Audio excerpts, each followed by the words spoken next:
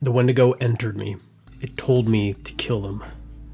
A man said that to a Mountie in Fort Saskatchewan in a jail cell in the spring of 1879.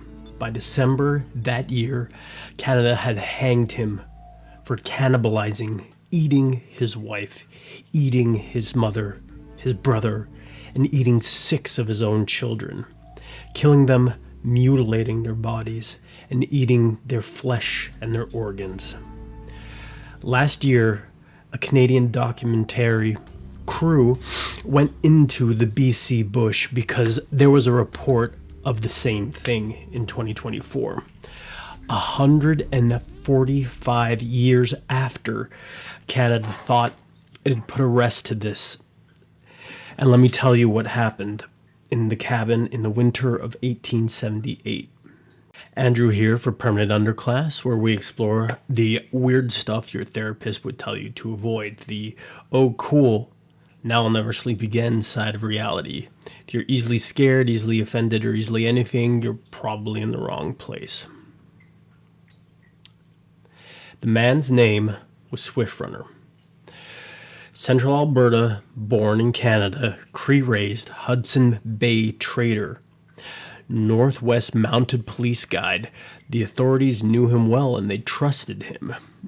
In the winter of 1878, when he took his family into the woods and came back alone. Here's what you need to understand before I tell you this story. The people who live on that land, the Cree, the Ojibwe, the Algonquins, had a word for what happened to Swift Runner. A word that's been reported for 10,000 years. They had stories about how to avoid it, how to recognize it, and how to kill it before it came for you. And when Swift Runner was arrested, and when he was finally asked what happened in that cabin, he used the word that he knew. He named the thing that came for it. A Wendigo. Fall of 1878. Swift Runner was still on good terms with everyone who mattered. Fort Saskatchewan knew him. The Hudson's Bay Post knew him. 3 years earlier, he'd guided the Northwest Mounted Police through wild country most of the officers couldn't have navigated on their own. But his love for the bottle started to pull him under whiskey benders and drinking too much that ended with police involvement. Decisions that didn't make sense for his own Cree band. The people he'd grown up with finally had had enough and told him to leave, to go. Not a formal exile, just you can't be here anymore with us like this. So when winter came, he did what his people had done for generations. He took his family, he took them into the woods to hunt and trap throughout the frigid, cold Canadian winter months. His own wife, Charlotte, his mother, his brother, and 6 children, the eldest son was old enough to build his own trap line, all went up into the woods to camp over the winter. They set up camp in the wilderness north of Fort Saskatchewan, a cabin, a clearing, a trap line, the kind of winter camp that the Cree families had been making for thousands of years. 25 miles away was a Hudson's Bay Company post, fully stocked.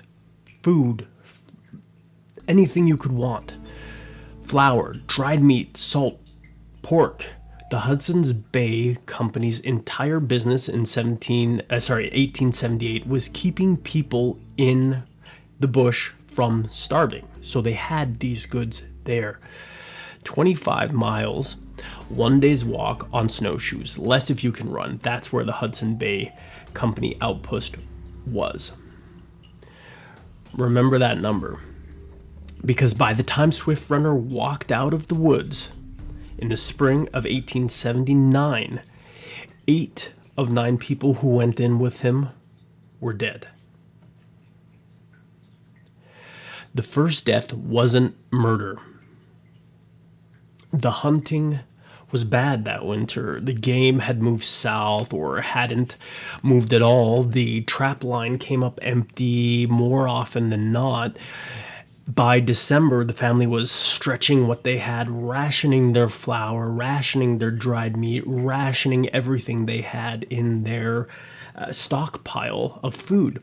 The kind of winter that had killed people in these types of camps before. It was a cruel winter. The eldest son worked the trap line with his father, the oldest child, the capable one, the one who could have carried his own mother or his siblings on his back if it came to it. He's the one who died first. Starvation. Real starvation. The documented kind. The kind the coroners would have written down without a second thought if anyone had been there to write it. A boy in the bush in the winter, in the deep winter, who ran out of food. Despair took Swift Runner when his son died. The Cree who knew him, the NWMP officers, so the Northwest Mounted Police, who worked with him, they would all later describe a man they didn't recognize, a man whose soul was missing. There were 8 people left in the cabin after Swift Runner's son died. A wife, a mother, and a brother. 5 children, the youngest small enough still needing to be carried. And 25 miles south, a Hudson's Bay outpost full of flour, dried meats, and salt and pork and all the food that they could need. But they didn't go. He didn't send anyone. He stayed in the cabin with his family, with his hunger, and with his empty despair. And over the next several weeks, he ate his family. Charlotte first, his wife, the mother of his 6 children. She lay down to sleep in a bed she shared with the man stuck in his hollow sadness, weak and cold, a man who she thought loved her, a man who was about to kill her and eat her. She closed her eyes, and when she opened them again, he had an axe.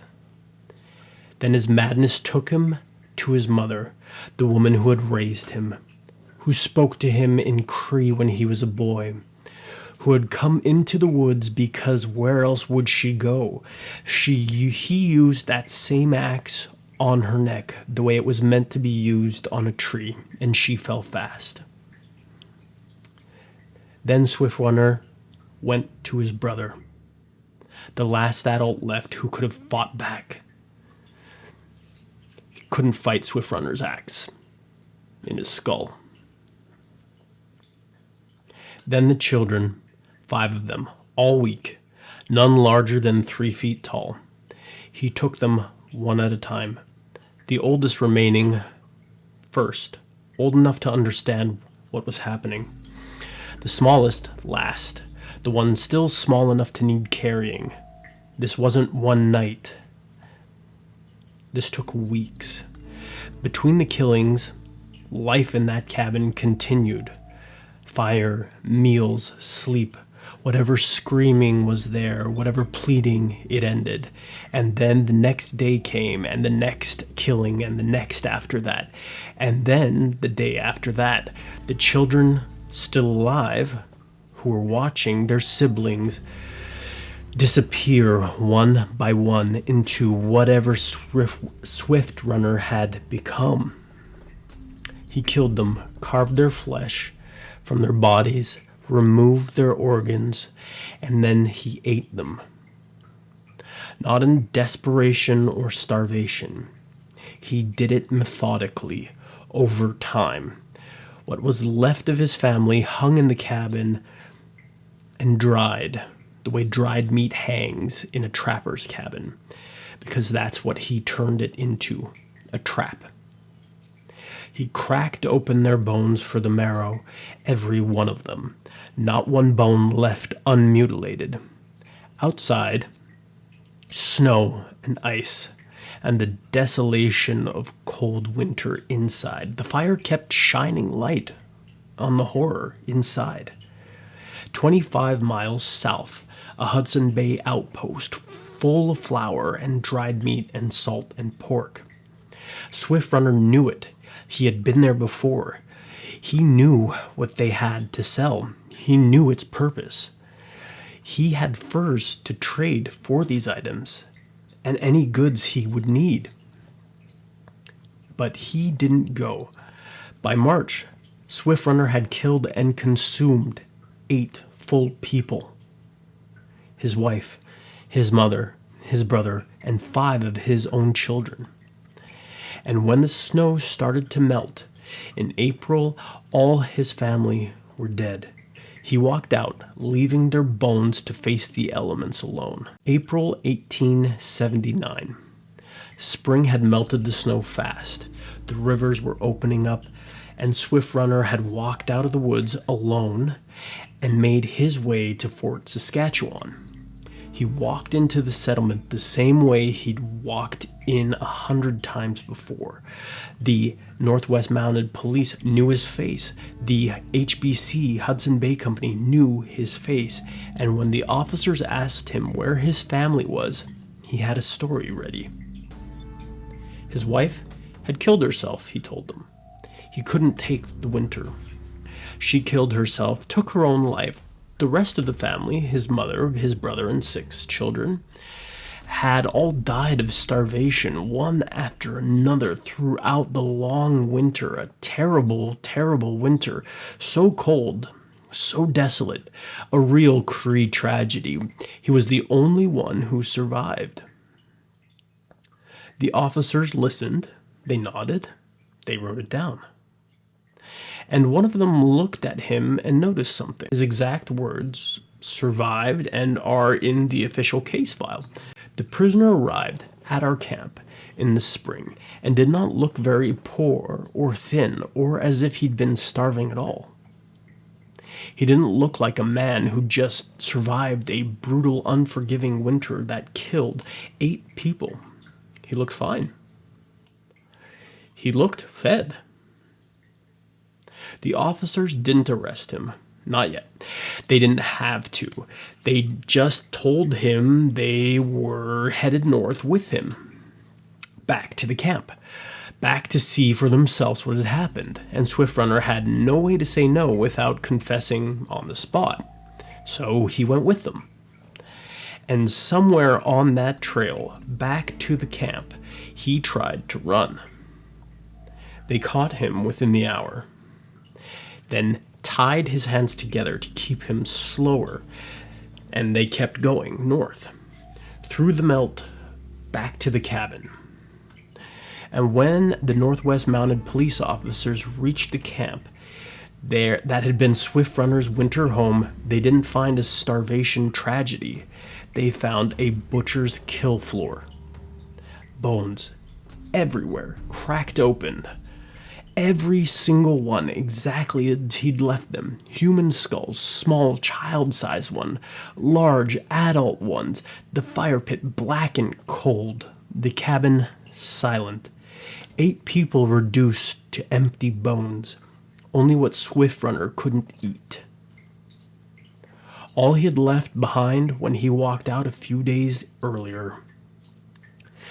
And then one of the officers looked south. 25 miles south, because every officer on that party knew the country. They knew where the nearest Hudson's Bay post was. They knew what was in it. They knew it was 1 day's walk on snowshoes, less if you ran. This man had not been starving. This man had not been wounded. This man had stayed 25 miles away from flour, dried meat, salt, pork, food provisionings for 5 months on purpose, and chose to stay in that cabin and kill his family one by one, butcher their corpses, and remove their organs and flesh and eat them. The famine explanation died right there on the kill floor of that butcher cabin.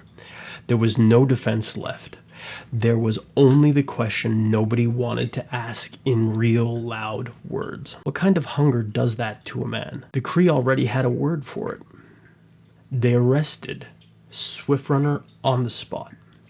brought him back to Fort Saskatchewan in chains, put him in a jail cell, and that's where Swift Runner finally told the truth. He confessed to all of it. The wife, the mother, the brother, the 5 children, he told them he had killed them and he had eaten them and he had cracked open their bones. He didn't spare any details. He didn't plead insanity either, the way a white man's court would have expected. He told them what had actually happened. He told them the Wendigo had entered him. He said, in the way you would say it as a matter of fact, the way a man tells a doctor where the wound is, that a Wendigo had come for him in that cabin, he said. The hunger that doesn't stop, the spirit of the old Cherokee had warned about, the thing that wears a human shape until there's nothing human left. And once it was in him, he said, he couldn't stop it. It had used his hands, it had used his axe, it had used his mouth. And then, and this is the part the historians suffer with, Swift Runner asked them to hang him. Not out of guilt, not out of repentance. He told them he wanted the rope because if they killed him, the Wendigo that had come for him would die with him.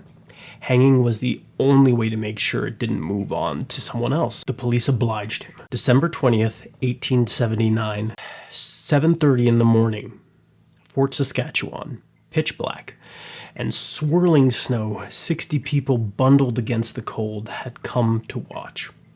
The sheriff was late because of the weather. The hangman was also nervous. Swift Runner walked to the gallows calmer than anyone there to die. And then Canada dropped the first legal hanging in Alberta's history through the trapdoor. And the file was closed. The Cree have a word for what happened to Swift Runner. So do the Ojibwe and the Algonquin.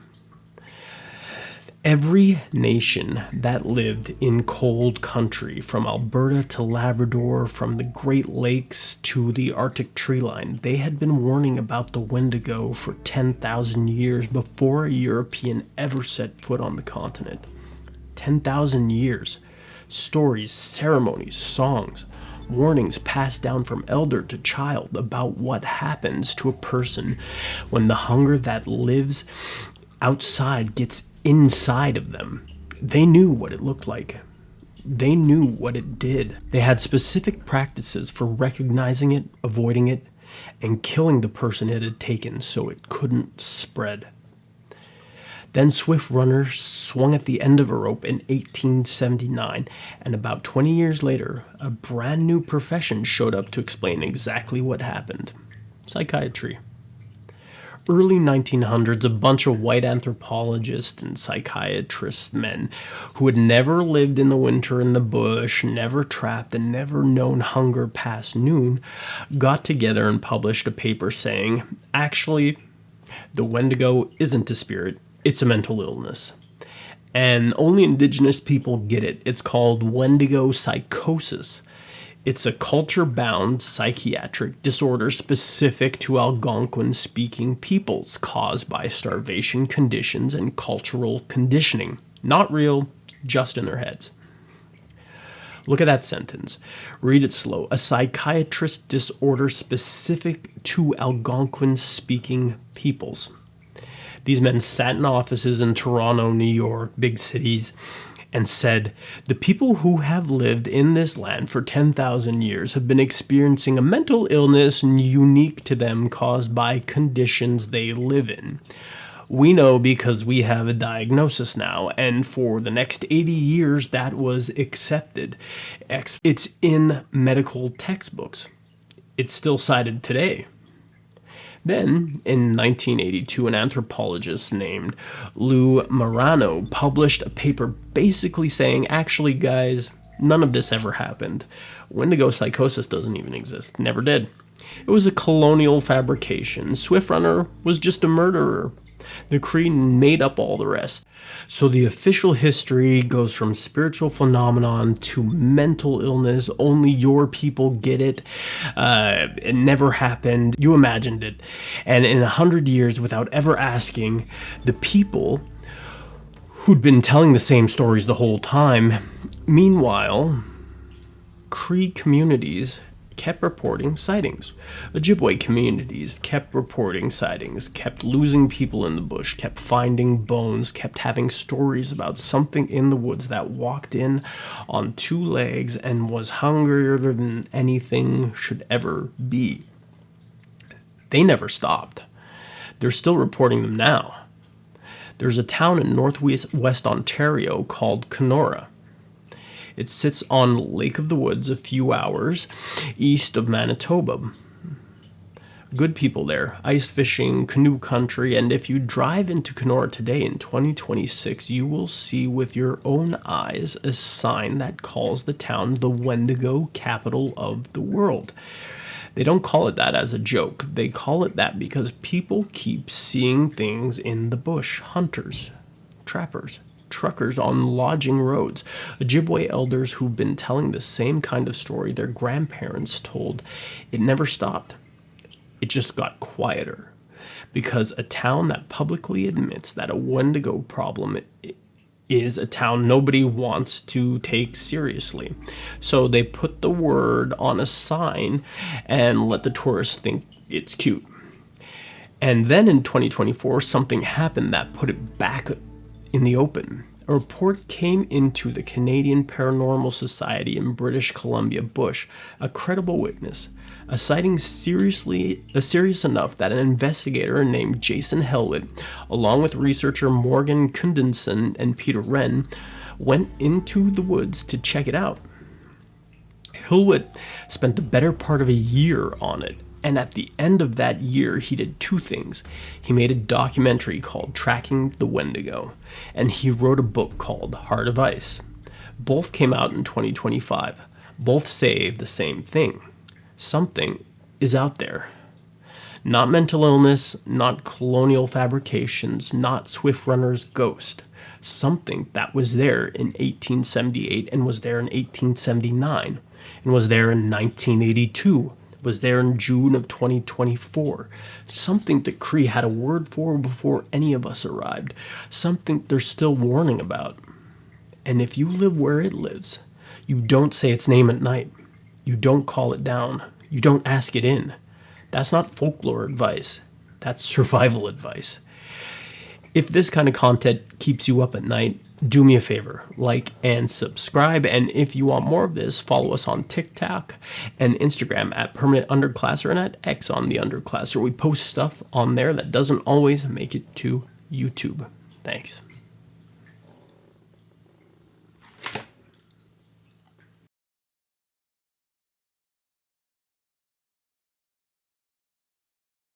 Pisgah National Forest in North Carolina, October 2018, 4:15 on a Monday afternoon, the third day of the trip. The light already thinking about going down because that's what October does in the southern Appalachians. There are 3 men at the camp, a 56-year-old father, his 28-year-old son, and his son's first cousin, Caleb, also late 20s, a Finnish carpenter from Asheville. They've been packing for about 2 hours. They have decided the camping trip is over. They haven't said why. They each have their own private reasons for why right now. The bags are still being tied and none of them are putting the reason into words. Caleb says he forgot a knife at the spring, and the spring is 200 yards up the trail. He's already moving to go get it when he says it. He doesn't want to be at this camp anymore. He walks up the trail. The father, let's call him Tom, and his son are tying up the last of the dry bags when they hear Caleb's boot walking on the leaves. The forest has been dead quiet for an hour and a half. No insects, no squirrels, no wind at the beach. Tom's son, who did 2 tours in the army, has his hands on his knife without remembering moving it there. Then they hear Caleb say very clearly, "What?" Just that, not a question, a statement. A voice you use when somebody has said something that doesn't make any sense. Then they hear something answer him in Tom's voice. Tom is standing at the camp. Tom has not spoken. The voice that answers Caleb from the trees is warm, familiar, smiling, even like it has been Tom for years. The father will tell us 4 years later that the part he can't get out of his head is that he didn't know what his own voice sounded like from the outside until that afternoon. And whatever was in those trees, it did. Andrew here for Permanent Underclass, where we explore the weird stuff your therapist would tell you to avoid. The, oh cool, now I'll never sleep again side of reality. If you're easily scared, easily offended, or easily anything, you're in the wrong place. This is the last one. You've heard the others. Real quick recap. A mother in Tennessee, her daughter's voice from outside the tent. A bow hunter in Alberta, his brother was dead and he heard his voice in the trees. A Cherokee deer hunter in 1924, his wife's voice on a mountain she'd never been to. A trucker on Highway 16, his daughter's bedtime nickname, through the door of the rig at 2:30 in the morning. A solo hiker on the Pacific Crest Trail, her partner's voice from a ridge 150 meters straight up. A fire lookout in Idaho, a child crying at the base of his tower, climbing his ladder, dropping the mask at the trapdoor. I can hear you breathing. Different forests, different decades, different voices. One rule that keeps getting bigger. It picks the voice you can't ignore. Familiarity is the door. Plausibility is the trap. That is the rule. Pisiga National Forest covers 500,000 acres of land in North Carolina-Tennessee border. Old country, the Cherokee were on this land for 10,000 years. The federal government made them leave in 1838. The Trail of Tears started up in these mountains. These are the stretches of Pisiga where the granite has not seen a human being in 80 years. Hunting parties I'm about to describe was 8 miles in from the nearest forest road. 8 miles of trail ridge between the camp, and anybody could hear a man scream from it. Tom is 65. 40 years bow hunting these mountains. He has hunted this exact drainage for 25 years, 250 separate nights, camped under the same hemlocks, give or take. He has never had so much as a black bear come through the trap. He sleeps with his tent flaps open in October because the air is good and the dark is clean. His son is 28, 2 tours. Doesn't spook.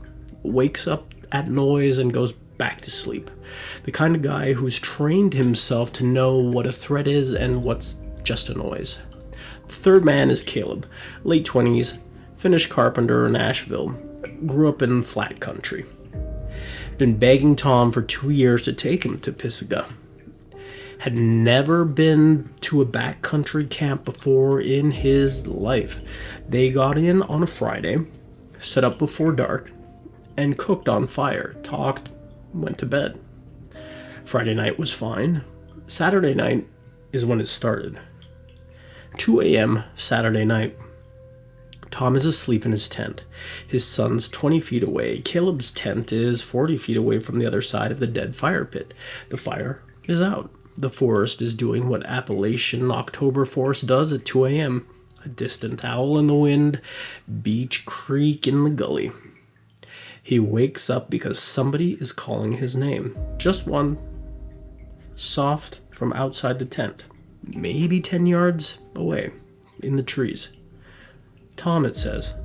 He sits up. His scalp prickles up like electric current has gone through it, and he realizes, without remembering moving it, that his right hand is on the kirky he keeps next to his sleeping pad. His mouth has gone dry all the way, and it does dry when adrenaline beats your conscious brain to the punch. He can hear his own pulse in his ears. He listens, and he hears nothing. The voice was wrong. He doesn't know how to articulate the right shape, the right pitch, but there was no breathing behind the words. No air, like The sound had a name to it, but what had come out of the mouth did not need to inhale to make it. He thinks for a half second that it must have been a dream, and then he thinks for a half second it was Caleb, his son. Caleb is the only one in the camp who calls him Tom. His son says, Dad. His wife says, Tommy. But Caleb is in his tent, and Caleb has no reason to be saying his name softly from the trees at 2 a.m. Tom doesn't call back. He's a 40 years of hunting experience. You don't call into the woods in the dark. He stays awake. He lies on his side facing his tent flap with his hand on the Kirky until the eastern sky starts going gray. In the morning, he asks Caleb if he was up at 2 a.m. Caleb says no. Slept through. Tom asks his son. Son says no, slept through the whole night. Tom decides he was dreaming. He later said, years later after this, that he knew when he was asked the question that he wasn't dreaming. He just needed to hear them say no. He knew he wasn't dreaming. He needed to hear them say no so he could have permission to dismiss it for one more day. That is how this thing works on you. It gives you permission to stay one more night, and you give yourself permission to stay one more night at a time, and again and again. Sunday afternoon, Tom is scouting a ridge a mile east of the camp. He's alone, and he finds a deer, a young doe about 110 pounds. Recent kills, 12 hours, maybe less. Tom has dressed thousands of deer. He is professional, a man who can read an animal carcass. So when I tell you that what was wrong with this deer, I want you to take it seriously, because the man who found it absolutely knew what was wrong with this deer. The deer was drained, not eaten, not field dressed, not predator killed. Drained. The body cavity was intact. No bear scoring on the ribs, no coyote teeth marking the throat. No bird damage, even to the eyes, except the eyes weren't there. Both were gone. 2 clean, dark sockets. No surrounding tissue damage. No insect activity in the ocular orbits. Tom's exact words were, it was like somebody had cored them out with a melon baller. The mouth was open and the tongue was missing. He moved a leaf with his boot. The hide along the doe's whole left flank had been peeled back in a single piece, like a glove turned partly inside out and then put back where it had been. Underneath the hide, the muscle was punctured, not slashed, not torn. Punctured, multiple times. Small, clean holes, pencil thin, going down to the bone. There was no smell. October fresh kills in damp Appalachian woods usually smell. This one didn't. There were no flies on the body, no yellow jackets, no ants in the surrounding leaf litter. Nothing was coming for this deer. Tom covered the deer with leaves, and he walked back to camp. He didn't tell his son, he didn't tell Caleb.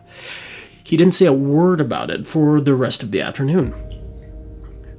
He said very quietly, because if he would have said anything, they would have all left, and he wanted to enjoy his time at the camp. He wanted out of the woods by Monday. He just didn't say so yet. Sunday night, same camp, same fire pit, same 3 men. This time, it doesn't wait till 2 in the morning. It starts at 11:30. Tom is awake in his tent, reading on his phone, with headphones in. Brightness is down. He hears something through the headphones, which means whatever it was loud enough to bleed through the audiobook that he was listening to. He pulls his headphones out. It's Caleb's voice from outside the camp, calling Tom's name. Then Caleb's voice calling Tom's son's name. Then Caleb's voice calling itself, calling Caleb from somewhere out in the trees. The voice that sounds exactly like Caleb was in the woods and calling Caleb back to camp. Caleb is in his tent. Tom can hear Caleb breathing in his tent. The voice circles the camp. It uses Tom's son's name 3 times, Tom's name twice, Caleb's name once more. It moves clockwise around the perimeter of the clearing. Then it goes up. The voice comes from above the tent line, from the canopy, from somewhere 30 feet up in the woods, in the trees. Tom's son comes out of his tent, standing in the dark in his thermals and his boots, a knife in his right hand. They look at each other from across the dead fire pit. Neither one of them says anything. Tom looks past his son's shoulder into the trees, at the edge of where his eyes can resolve shapes against shadow. There's something tall standing in the brush line. It's taller than a man, and it's not moving. He cannot tell if it's a tree. He stares at it. His eyes start playing tricks. He stares some more. This isn't a tree. Trees don't stand 30 yards inside the bush line at the edge of a hunting camp at midnight, while a voice that sounds exactly like a man sleeping in his tent walks and circles around your perimeter, calling everyone by his name. Caleb sleeps through the entire thing. They check on him twice. He is breathing. His face has slack in it that doesn't look like normal sleep. He's been somewhere else. That's the first piece of evidence they have. Tom's son recorded part of it on his phone. About 40 seconds of audio. The voices are clear in the recording. The names are clear in the recording. 2 nights in, Monday morning, they wake up, they eat fast, and they start packing. By 2 p.m., they're almost done. Tom has not told his son or Caleb about the deer. Tom's son has not played the recording for Caleb. Caleb still doesn't know that something stood at the edge of camp Sunday night above the canopy line, calling his own name. Caleb says he forgot a knife at the spring. If you made it this far in the series, you already know the next rule in the paragraph that they're going to violate. But while we take a break, like this video and subscribe if you haven't to Permanent Underclass and TikTok at The Underclasser on X. Last one, then the rules. Here we go. Caleb walks up the trail towards a spring at 4:15 on Monday afternoon. The trail is 200 yards, mostly flat. Open hardwood country, no thick brush. From the camp, you can see almost the whole length of it through the trees, as if the trees are off, shifted, which in late October, they mostly are bare and a little shifted. Tom and his son watch Caleb walk up the trees until the trail bends. Then, they do not see him reach the spring. The bend for the spring is a 150-yard mark. They stop hearing his boots. The forest goes all wrong at once. The owls that were calling at the ridge stop. The squirrels at the canopy stop. The wind dies. The pressure drops in Tom's ears like he has swallowed something coming down a mountain. They also hear Caleb say very clearly, "What?" Then they hear something answer him in Tom's voice. Tom is standing at the camp. Tom hasn't spoken. The voice in the trees is using Tom's voice to talk to Caleb at the spring. Tom and his son drop the bags and they run. It takes 30 seconds to get to the bend. When they walk around the bend, the trail to the spring is empty. The spring is empty.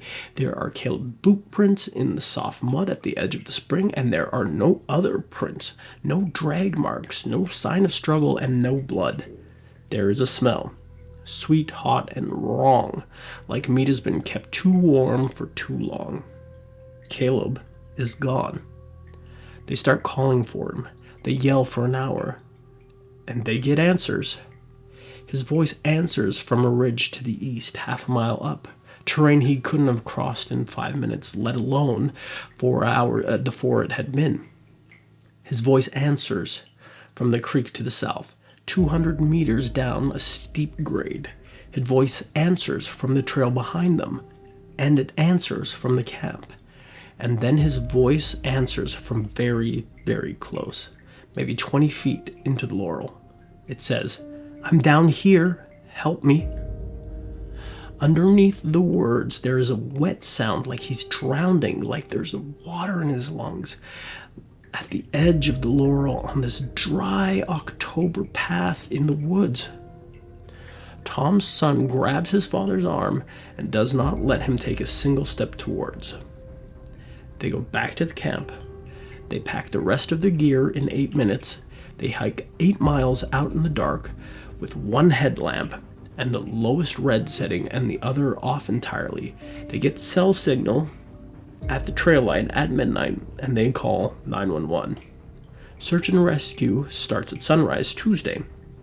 They run a standard grid each area of the spring, then expand to 2 miles, then 5, nothing. Day 3, they bring in dogs. The dogs lose the scent of the spring and refuse to follow it past the bend. I'm going to repeat that because it is in the SAR report. The dogs would track Caleb to the spring. They would not track him past the spring. The handlers had to physically pull 2 dogs back off the trail. One of the dogs urinated on itself after being pulled past the trail. And that's also in the report. Day 6, a volunteer searcher finds the body. It's 15 miles from the camp. 15 miles through trailless country, across 2 ridge lines, up a granite outcrop that requires hands to climb. He is found at the top of that outcrop. Now I'm going to read you what's actually in the report. I want you to sit with this because none of it is exaggerated. None of it is for the effect. This is what the medical examiner in Buncombe County, North Carolina wrote in pen. He is wearing his underlayer.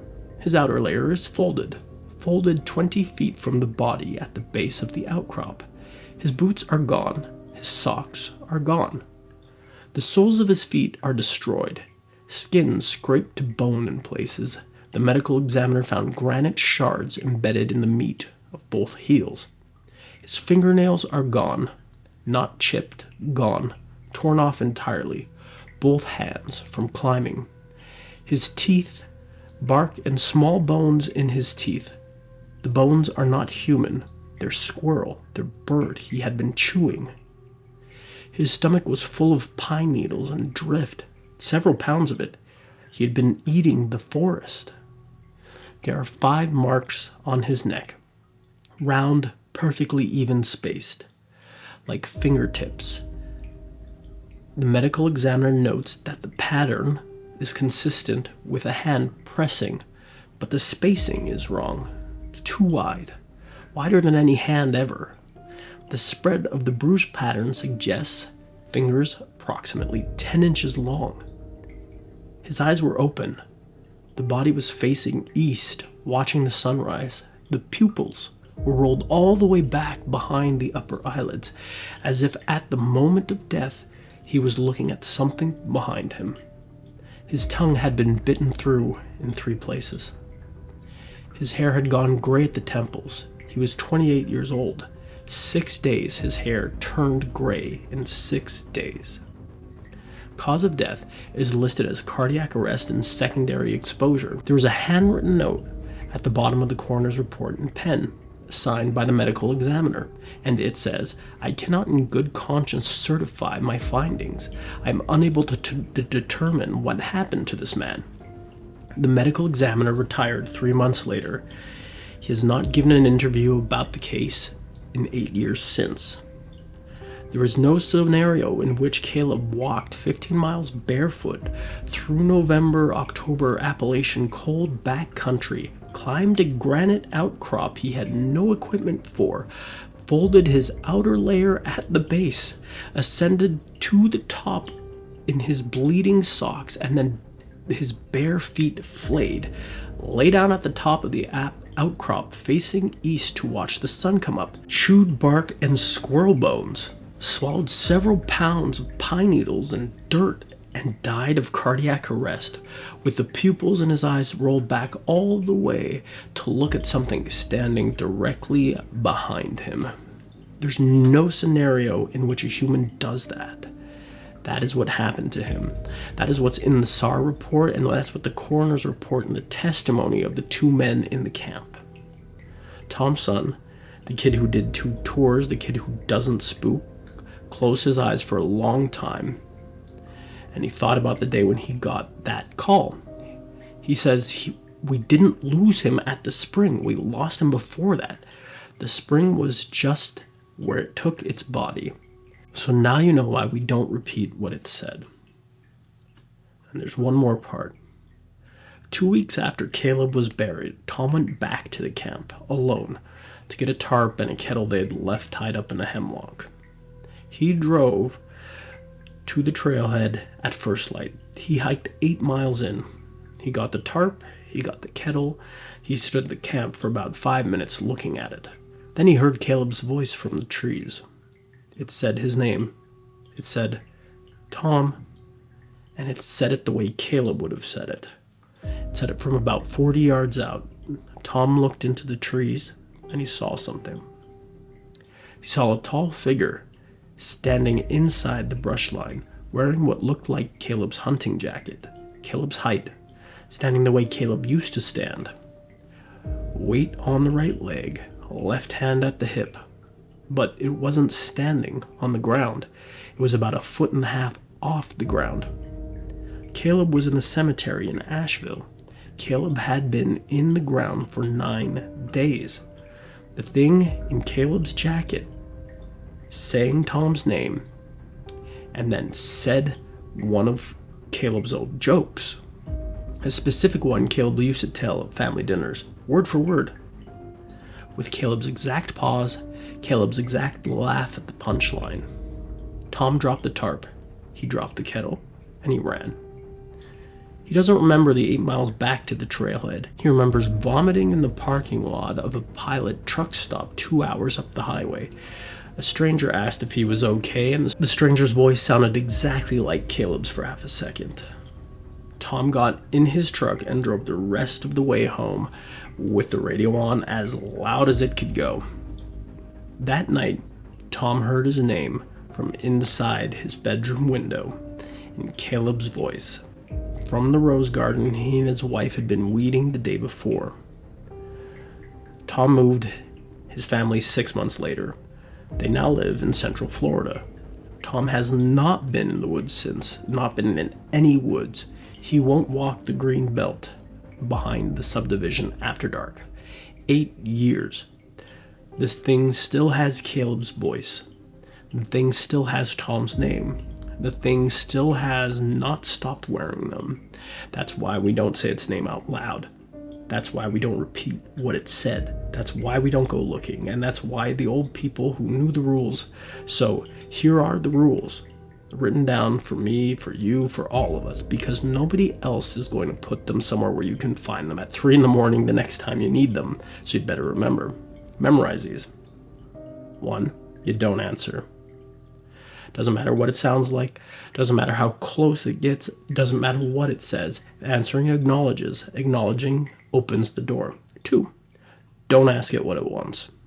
It already knows what it wants. The question is the invitation. 3, don't go looking. The thing wins the moment you step outside, the moment you leave the cabin, the moment you leave the tent, the moment you walk past the trap door. 4, don't say its name out loud. Saying the name is feeding it. Saying the name is a small invitation. The thing collects invitation. 5, don't repeat what it said. Repeating it gives it your voice on top of everybody else's voice. Your voice goes into the trees with the people it's already taken. That voice does not come back. 6, don't go back. Once it has somebody's voice, the woods that took them are no longer human woods. They are in the woods forever. The ground belongs to the thing. You don't go back in it. You don't go back to that trap. You don't go back for a memory. You don't go to get back a tarp and a kettle that you needed. You walk away. You don't turn around. You don't go back. And that's it. That's the whole rule. That's everything the old people knew, distilled into the shortest version I can give you. If you've ever heard something out there and you knew that it was wrong and you didn't tell anybody, you already have known all of this. You knew it in your body and you knew it before you knew it in your head. You just needed somebody to tell you, to write it down, and now it is out there. So one last time, don't answer, don't ask, don't look, don't say it, don't repeat it, and don't go back. And stay out of the woods. She's lying in a tent with her hand on her daughter's back. She can feel her daughter breathing, slowly, even. Her daughter's 8 years old. She sleeps with her in the tent. And she can also hear her daughter outside. She's calling her mama softly. Somewhere in the trees, 40 feet out, maybe 50. She doesn't move. Her hand is still on her daughter's back and can feel her ribs going up and down as she breathes. Her daughter's asleep. Her daughter's asleep beside her. She's not outside. Mama! That voice is closer now. She's lived with her daughter's voice for 8 years. She knows the way it bends when she's scared. She knows the little shakes it gets when she's been crying. This voice has the shake. The shake is exactly right. Mama, I can't find you. She still doesn't move. And then the voice says her name. Not Mama, her first name. The name her husband uses when he wants her attention from across the house. The name that her daughter has never used and never said to her in her entire life. And that's when she knew. That's when she woke her daughter up and they ran. Andrew here for Permanent Underclass, where we explore the weird stuff your therapist would tell you to avoid. The oh cool, now I'll never sleep again side of reality. If you're easily scared, easily offended, or easily anything, you're probably in the wrong place. What you just heard was real. It happened in eastern Tennessee, not on TikTok, not on a podcast, on a camping trip that ended in a parking lot at 4 o'clock in the morning and 2 people who don't sleep with the window open anymore. And I could tell you 10 more just like it. Different woods, different families, different decades, same voice coming from the trees. Every culture that has ever existed on this continent with trees on it gave the thing a name. The Cherokee called it Raven Walker. The Navajo called it Skinwalker. The Algonquin called it a Wendigo. The Appalachian settlers called it the Mimic. And then they stopped calling it anything at all because they figured out that saying the name out loud calls it back to you. These people all describing the same thing. It sounds like someone you know, sounds like someone you love, sounds like someone you trust, someone who has reason to be calling for you. It comes when you're alone. And the voice, always, is just slightly wrong. The cadence off by half a beat. It calls you by the wrong name, in the wrong direction, at the wrong time of night. If you've heard it, you already know. If you haven't, you'll know the second it happens. A woman, her husband, her 8-year-old daughter. They've been planning this trip since the spring. 2 nights on the Cherokee National Forest side of the Smokies. Just 3 of them. No phones, no Wi-Fi. Her first big overnight. They picked a spot they'd scouted the year before. Flat ground beside a stream. 30 yards off of a service road. Far enough to feel remote, yet close enough to walk to the car if anything went wrong. They got there on a Friday afternoon in late October. Leaves almost all down, trees nearly all bare. That deep kind of quiet you only get in the deep woods, where the trees have closed up behind you and the nearest porch light is 6 miles away. They set up a tent. They made dinner on a camp stove. The husband whittled with a folding knife. The daughter, the mother called her Bug, sat on a log with a flashlight, drawing the stream in a notebook. They told ghost stories at the fire because Bug asked them to. Nothing real, just the dumb ones. The hook on the car door, the babysitter upstairs, They laughed. Bug made them stop when it got too real. They went to bed around 9. The daughter fell asleep with her head on her mother's arm. The dad went outside to check the fire one more time, came back in, and zipped up the tent. And that was supposed to be the whole story. That was supposed to be their weekend. Then, while they were sleeping, that's when it started. That's when the mimic came. What I haven't told you yet is that the voice didn't stop after saying her first name. It said one more thing. Before they ran, before the mother woke the daughter, before the first name call, and the moment her hand clamped over her daughter's mouth, the voice said one more word. It said, Bug. Bug, where are you? Bug was not her daughter's name. Bug was the name her mother used at home, a pet name, a nickname. Not used in front of family, not used in front of the pediatrician, not in front of anyone. Between her mother and daughter and the walls of their kitchen. That is it. And the voice in the trees in eastern Tennessee woods, 30 yards off a service road in the Cherokee National Forest, knew that name. Her next memory was running barefoot on a gravel with her daughter, with her daughter on her hip and her husband 20 feet ahead with the flashlight bouncing. They didn't pack. They didn't zip up the tent. They left the fire burning low.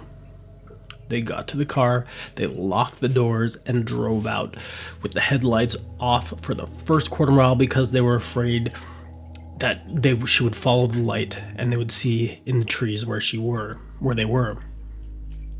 When they came back at first light with a friend and a shotgun, everything was where they had left it. Tent, sleeping bags, camp stove, Bug's notebook on the log with the drawing of the stream on it. Everything in the same place. And one thing they didn't leave, a small rock, set on top of the notebook, flat, river smooth, placed. The drawing underneath was gone. This one happened 2,000 miles north of where this happened in Tennessee.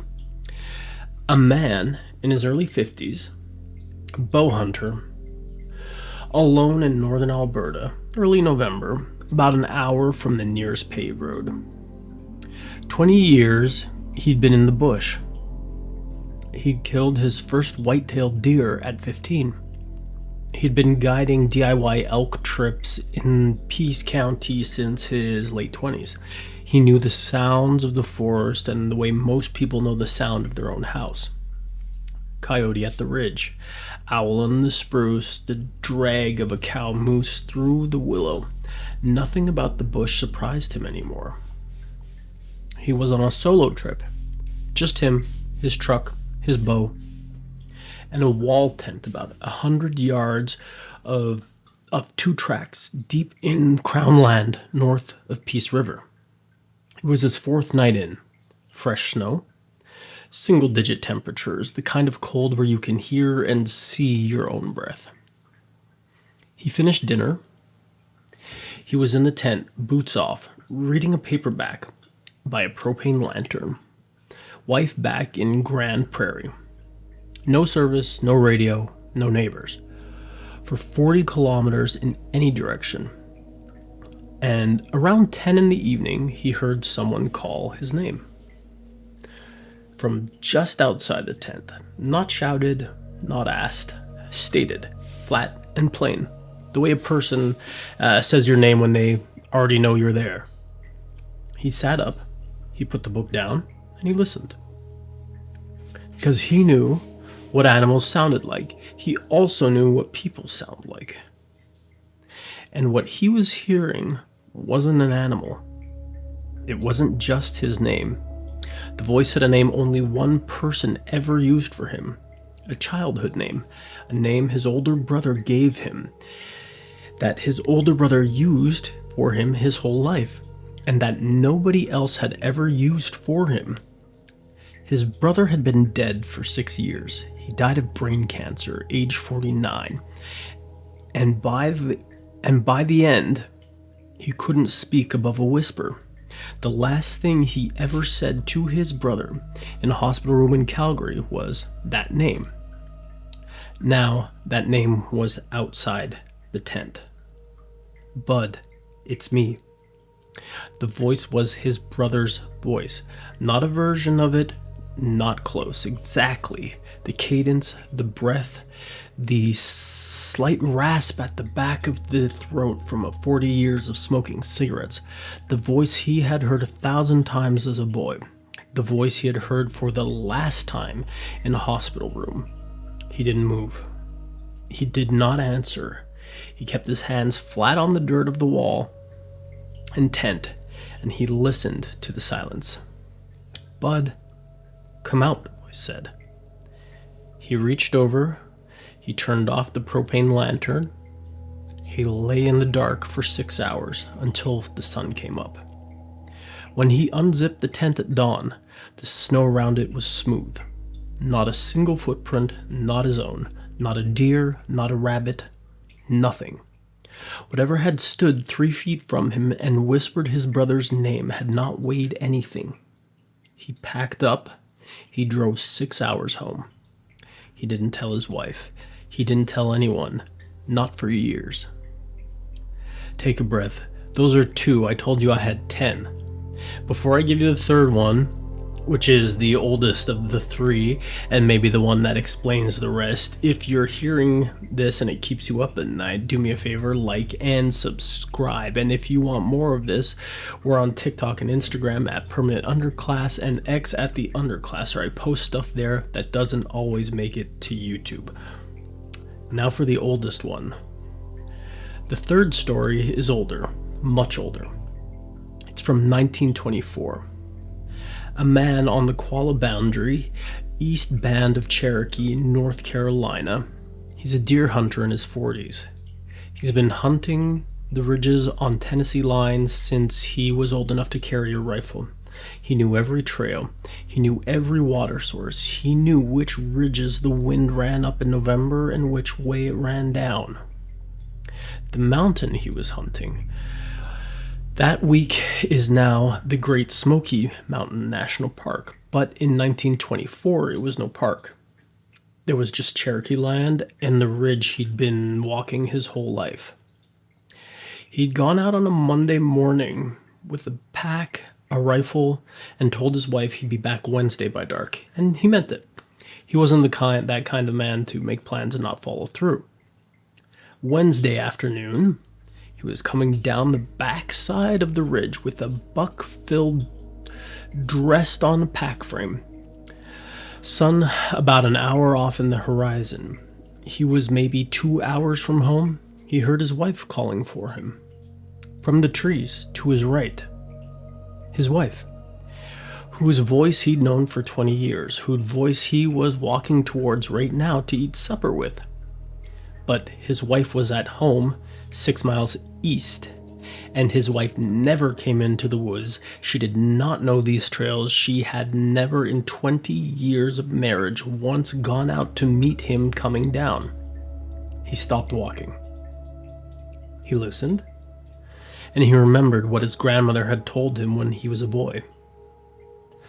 His grandmother had said this: when you're alone in the woods and you hear something call for you, don't answer it. Don't look. Don't walk towards the voice. The voice is Colonna Eleski, the raven mocker. It wears your family like a coat. It picks the voice it needs.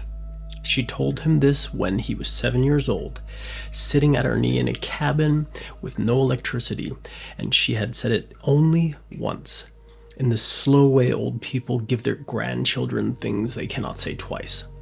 This grandmother had been born in 1840s. She remembered the old stories that went further back than anybody wrote down.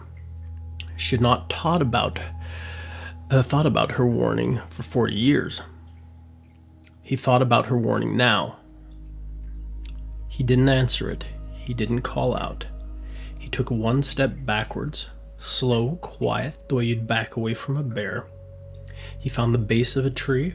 He sat down and he set his pack against a tree. He set the buck was still tied, set to the tree. Behind him and his rifle he set across his knees, and he waited. The voice called 4 more times, closer and closer, once from his left, once from his right, once from directly ahead, once from behind him in the direction he had walked down the ridge. Each time it sounded like his wife. Each time it said his name. It stopped at full dark. He didn't move.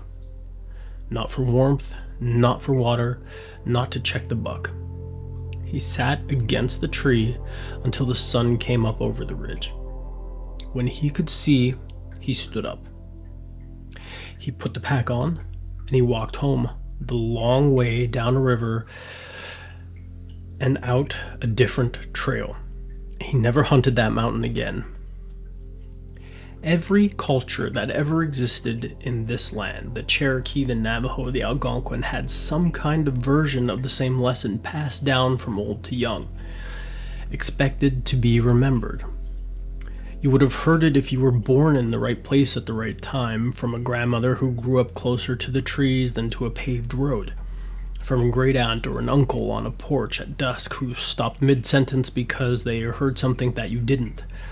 And every grandmother who knew these rules knew them because she had known someone who didn't. The rules are simple. Don't answer, no matter who it sounds like, no matter how close it gets. Don't ask it what it wants. It already knows. Don't go looking. Whatever you find, it found you first. Do not travel alone after dark. It does not call where there are 2 voices to compare to. Don't speak its name too often. The old people say speaking it calls it. That's 5 rules, and here's the last rule. If the voice uses a name only your family knows to use, leave. It has been listening for longer than you know. These aren't my rules. These are the rules that every culture on this continent that ever lived with the trees has written down in its own language, in its own time, before anyone had ever heard any of the others. They didn't argue about whether it was real. They argued about what to do when you heard it. If any of that sounded familiar, then you already know. Maybe not the word Kelowna Aleski, but maybe the mountain in 1924. Maybe not the bow hunter who sat against the tree in Alberta until dawn. Maybe your mother told you not to answer when you heard someone call from the trees out back. Maybe your grandfather went quiet when you asked him about the lake. Maybe you were a kid at a camp or on a back porch or walking home after dark and you heard your name in a voice you almost recognized, from a direction you knew was wrong, and you didn't answer because something in you already knew. That something is the oldest part of you. That's the animal part, the part that's been listening to the woods for longer than we know. Trust it. When it tells you the voice is wrong, it's wrong. When it tells you not to answer, don't answer. When it tells you to leave, leave. And if this kind of thing keeps you up at night, do me a favor, like and subscribe. Links are in the description. 2:30 in the morning, Highway 16, the pull-out side of Vanderhoof, British Columbia. A trucker pulls into the gravel, the same gravel he's pulled into 100 times, and he kills his engine. The cab goes dark, in the way that a long-haul cab goes dark, diesel ticking as it cools. Cold coffee in his thermos and his daughter's school photo taped to his dash, lit faintly by the green run light. He pulls the bill of his ball cap over his eyes. He leans into his back seat. He has 15 minutes before he needs to get moving again. He's almost asleep when he hears the first knock. Not a bang, not a thud, 3 taps. Knuckle on metal. Slow, spaced out, like someone counting them. He sits up. There's nobody in this pullout. He looked when he came in. He always looks. No vehicles, no campers, no road traffic for 40 kilometers in either direction. No cell bars, no towns. There's only him, the rig, and the trees. Then the voice right at the door. The voice says, "Daddy?" A little girl, 7 years old. The pitch is just right. The word is right. Even the way the D of daddy sits on the front of it, that's right. But there's no breath behind it. There's no air. It just sounds like the right shape. The voice comes again, closer, as if the mouth has moved up against the metal. "Daddy?" it says. "Pumpkin can't sleep," it says. The daughter's asleep in a bedroom in Edmonton, Canada, 1,100 kilometers away. Pumpkin is what he calls her at her bedtime. Only at bedtime. Only inside the house. He has never said the word out here. Whatever is at his door knows it anyway. Andrew here for Permanent Underclass, where we explore the weird stuff your therapist would tell you to avoid. The, "oh cool, now I'll never sleep again" side of reality. If you're easily scared, easily offended, or easily anything, you're in the wrong place. A grown man, 12 years on the road, is what we're talking about. Alone in a gravel pullout in the middle of the night, and something he can't see is on the other side of his door, using the bedtime name only he knows for his daughter. The bedtime name that doesn't exist outside of her bedroom, and definitely not on the other side of the country. If you saw the last video, you know the shape of things. A mother in eastern Tennessee heard her 8-year-old daughter calling for her outside of a tent. The daughter was asleep right next to her. The voice used the nickname only the mother would have used at home, a bow hunter in Alberta. We covered some stories last time in a Cherokee. These are a continuation of the total of 10 stories in this series. So we're going to cover the next 3 stories in 3/4 and 3 generations. The same rule for every video. The voice is always someone you like, and that's the same rule all the time too. The voice always comes from where your person isn't. The voice always knows something that it shouldn't know. And what I told you last time, and it's always true, it just wasn't the whole truth that I told you last time. Today we have 3 more. A trucker on Highway 16, a through hiker on the Pacific Coast Trail, a fire lookout in the Selway Bitterroot Wilderness in Idaho. And these 3 don't break the rules. They do something worse. They expand it. It's not always someone you love. That's just how it gets to the door. The bigger rule, the one the old people knew, is this. It picks the voice you can't ignore. Whoever that is, whatever that takes. Familiarity is the door. Plausibility is the trap. 3 stories, 1 big rule. Let's go.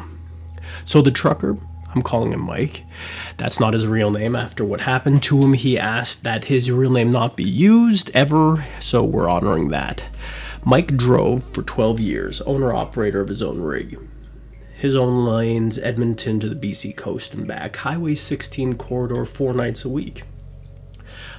Quick on Highway 16, it runs from Prince Rupert and the BC coast all the way to the prairie border. The middle stretch, Prince George, out of the Smithers, then up towards Terrence, is some of the most remote highway in North America. Hundreds of kilometers without a service station at all, without any gas stations, without a town, people who live in that town. They call this highway the Highway of Tears for a reason that is well documented, and that reason and has nothing to do with what we're talking about today. Different horror, a same road.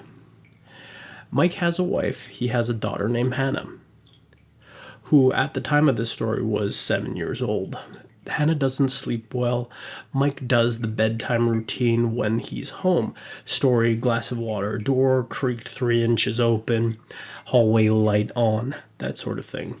The last thing he says to her every single night is the same one word. "Good night, pumpkin." Just inside her doorway, so she hears him. Then he closes the door down to 3 inches and walks away. Pumpkin only exists inside that bedroom. His wife doesn't say it. Hannah's grandmother doesn't say it at all.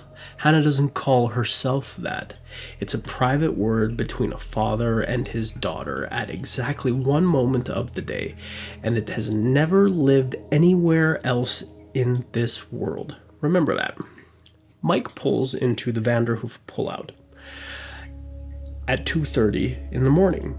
He's done this 1,000 times. He has never had a problem doing it. He has never had so much as a coyote come up to the big rig. He kills the engine, the cab goes quiet. He pulls his cap down and he leans his seat back. He's got 15 minutes, like we said. Then 3 taps. He sits straight up. He listens. The pullout is gravel. Loose, coarse, noisy gravel. When you step on it, it makes a sound. You cannot walk on it without the crunching. He hears no crunching. There are no footsteps approaching the door. There's only silence and the taps and then the voice. The voice says, "Daddy." Mike said that the inside of his mouth instantly went dry, like somebody had reached in and taken all the moisture out of it. He told me his hearing got sharper, the way that it does when you wake up in a strange room and you don't remember why. He could hear the diesel fuel ticking. He could hear his own heartbeat, and he could hear his footsteps. The voice came again. "Daddy, Pumpkin can't sleep," the voice said. Now Mike does something smart. He's on a satellite phone for the dead zone. Every long haul guy, whoever runs that corridor does, they pick it up. They call his wife. It rings once. She answers. She's groggy. He asks her very calm where Hannah is, the daughter. She says Hannah's asleep. He asks her to walk down to the hall and look. She walks down the hall. Hannah, the daughter, is asleep in her bed. While his wife was walking down that hall, the voice outside the truck speaks again. It's not at the door anymore. It's in front of the rig, near the headlights. About 15 feet of gravel between the door and the headlights, and never heard a single footstep cross. "Daddy," it says, "open the door."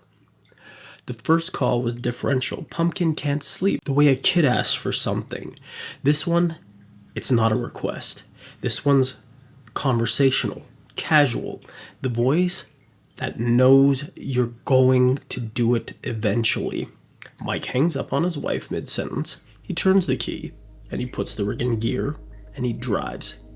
He doesn't stop until he hits Houston, 2 hours up the road, with daylight just starting to come over the trees. He never pulls into that pullout again. He still drives Highway 16. He just doesn't sleep on it anymore. Moving south. Move to the Alpine. Forget the highway.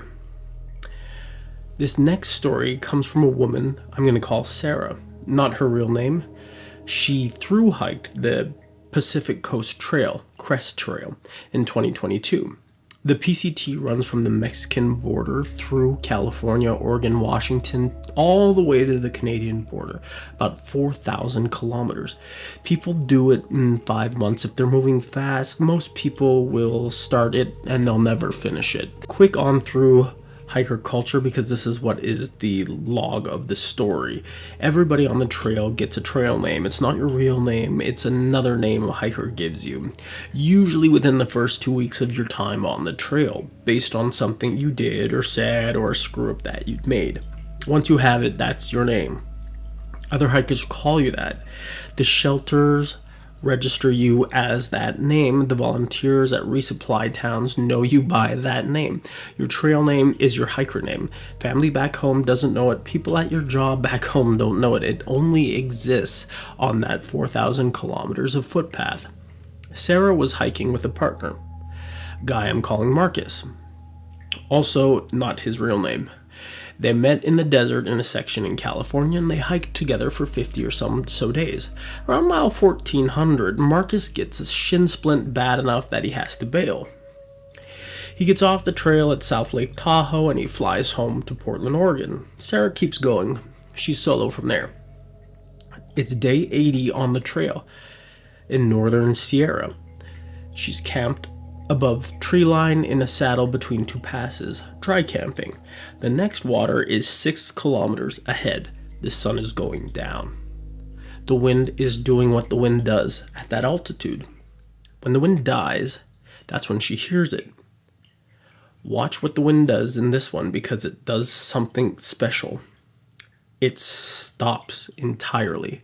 No gusts to a lull like someone closed a window. It's full wind to no wind at all.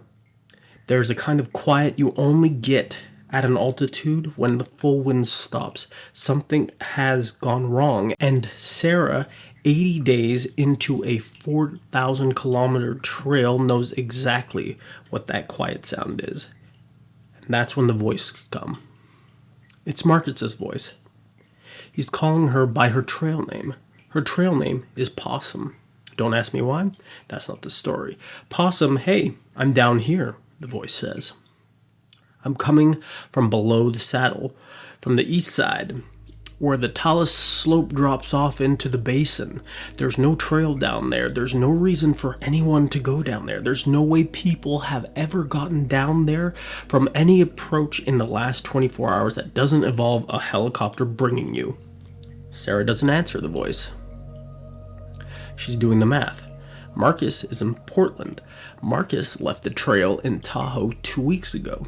Marcus has been texting her at every reception window. The last text she got from him was 18 hours ago. He was with his physiotherapist at an appointment in Portland. The voice says, Possum, I'm hurt, come back. I came back to find you. She doesn't answer.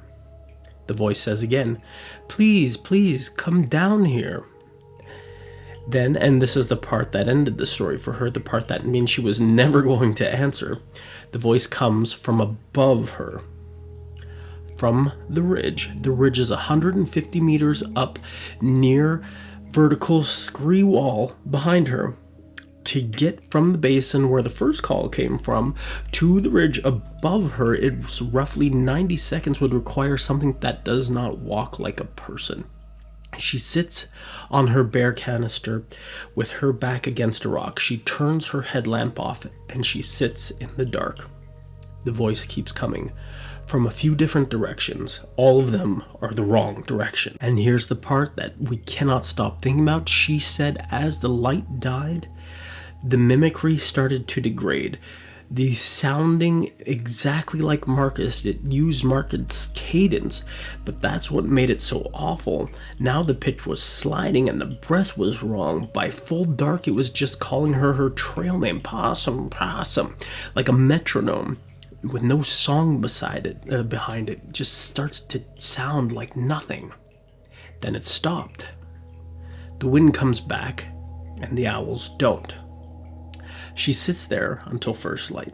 She packs. She hikes 6 kilometers to water.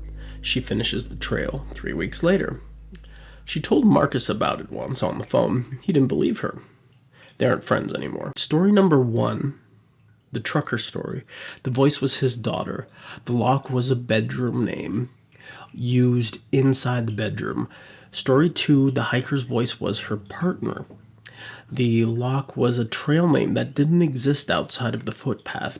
Both of them got past the door using something that should have been impossible for them to know. If you're still here, do me a favor, hit the like button and subscribe if you haven't. Permanent Underclass in TikTok and on Instagram at the Underclasser at X. Now we're going to do the third story. And I have to be upfront with you, the third one is the worst one I have. This last one, it breaks the lock. This is from a guy that we're going to call Dale. He works fire lookouts in the summer. The lookout he was working in 2019 was the Selway Bitterroot Wilderness in Idaho. If you know what that is, then that is one of the largest continuous roadless areas in the lower 48. About 1.5 million acres, no road, no towns, no service, just trees and river and granite, one of the longest unbroken wildernesses left on the continent. The lookout was 14 by 14, wooden cab on top of steel tower, 40 feet up. You climb the ladder and you get to it. The closest paved road is a 2-day hike from the base. You get supplied by mule train every 2 weeks. Your shift is 14 days on, 4 days off. Dale worked it solo. The job is exactly what it sounds like. You sit in the cab from sunrise to sunset and you watch the horizon for smoke. When you spot smoke, you call it on the radio and you read the bearings for a fire finder map. The dispatcher gets a crew up there, and that's basically his entire job. The rest of the time you cook on a propane stove, you read books, you listen to the wind, you stare at trees. The people who do this type of work tend to be a specific kind of person. They like silence, they like solitude. They like being alone for 2 weeks at a time, 14 kilometers from another human being. Dale was the second season that he was doing this. He liked all of those things I just mentioned. He had not yet learned the most important thing about the job. The most important thing about the job is what you do when the silence breaks at 3 in the morning. Day 7 of a rotation, about 3 a.m. Dale is asleep on a cot in the cab. The cot is bolted to the wall opposite of the door. The cab has windows on all 4 sides. The windows are open. He sleeps with them open in the summer because the cab gets hot and there's nothing for 200 kilometers that's going to come up and bother him there. He wakes up because he hears a child crying. It's coming from below. Not far below, maybe 15 meters out in the trees at the base of the steel. A little kid, 5, maybe 6, crying the way that a kid cries when they are scared and they try and they want to find their mother. Real crying, not movie crying. The kind that sounds real wet. Dale sits up and he listens. The crying continues. The kid is calling for mommy. Just the one word over and over and over again, broken up by sobbing. The crying gets closer. It moves to the base of the tower. Dale grabs his radio. He calls dispatch. He tells them, I have a child at the base of my tower. I have nobody registered in this sector. Confirm or deny any missing person report in the Selway Bitterroot, which is where he's stationed. Dispatch comes back inside of 2 minutes. No reports. No campers registered. Closest party is a backcountry hunter group about 80 kilometers north. All accounted for via satellite. There's no reason on earth for a 5-year-old child to be crying at the base of his tower in the middle of the night at 100 million acres of empty wilderness.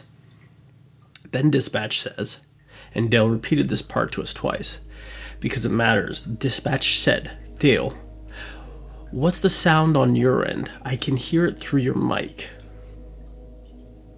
So whatever's at the bottom of the ladder, it's not in his head. Then the ladder creaks. Wood and steel. The same creak it would make when he was climbing it, weighing it down, roughly one rung by one rung, then another by another. The rhythm is not right. The pauses between rungs are too long. Like something pretending to know how to climb a ladder. Dale lies down on the foot of the cab, below window level. He does not move. He does not breathe more than he has to. He keeps the radio next to his face, the volume turned all the way down. The crying gets to the trap door, and then the crying stops. There's a pause. A long one, the kind of pause that makes you want to look to confirm if something is over, to break the silence yourself just to know where you stand. But Dale doesn't move. Then a voice, same child's pitch, but different tone, soft now, almost conversational. It says, I can hear you breathing.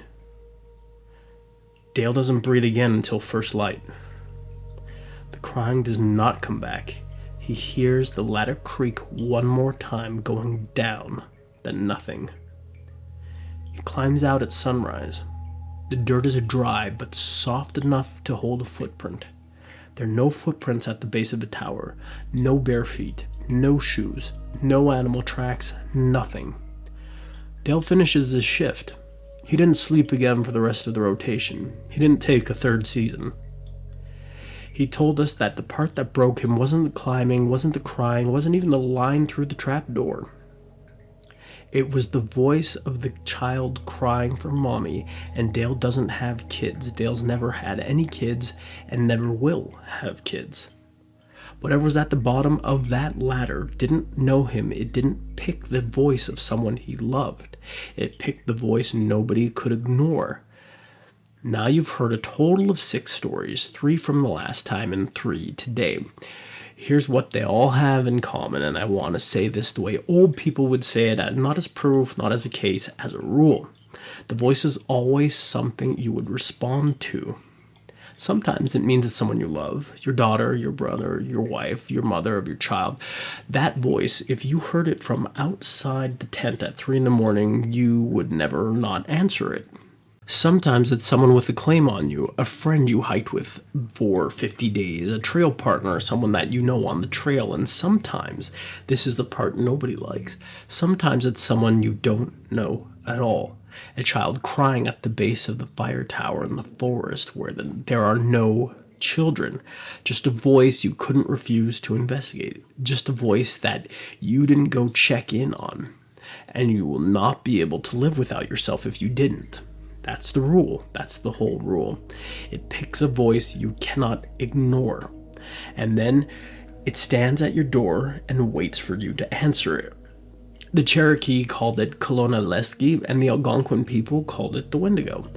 Different cultures, different woods, different centuries, same rule. Don't answer it. Don't ask it what it wants, and don't go looking for it. The thing wins the second you step outside. Every culture that has ever lived in the deep woods on this continent has figured this out. They wrote down their whole story. They taught it to their children. They told it around fires. But we forgot. They didn't. Now, if you've ever been somewhere remote, a campsite, a cabin, a logging road, a fire road in the dark, the side of the yard, your grandmother's place in the country maybe, and you heard something you didn't want to hear and you didn't tell anybody about it afterwards because how is it going to sound? I don't want to seem crazy. I don't want to be the first person to say it back. I don't want to seem crazy. You weren't crazy. You weren't tired. You weren't dehydrated. You weren't hearing things. You heard exactly what you thought you heard. And the reason you don't talk about it is the same reason a Cherokee hunter in 1924 didn't talk about it. The same reason a fire lookout in 2019 didn't talk about it. The same reason that a long-haul trucker on Highway 16 doesn't pull into that pullout anymore. The thing has rules, and the first rule is you don't feed it any more than you have to. Saying its name out loud is feeding it. Repeating what said it is feeding it. Going looking for it is feeding it. You already know the shape of this. You already know the rules. The old people knew. The trucker knew when he turned the key. The hiker knew when she didn't call back. The lookout knew when he didn't open that trap door. If you ever hear it, and most of you won't, but some of you will, you'll know what to do. And if this type of content keeps you up at night, do me a favor, like and subscribe, and follow me at Permanent Underclass on TikTok and Instagram, and at the Underclasser on X. We post stuff there that doesn't always make it to YouTube. Stay out of the woods. Night.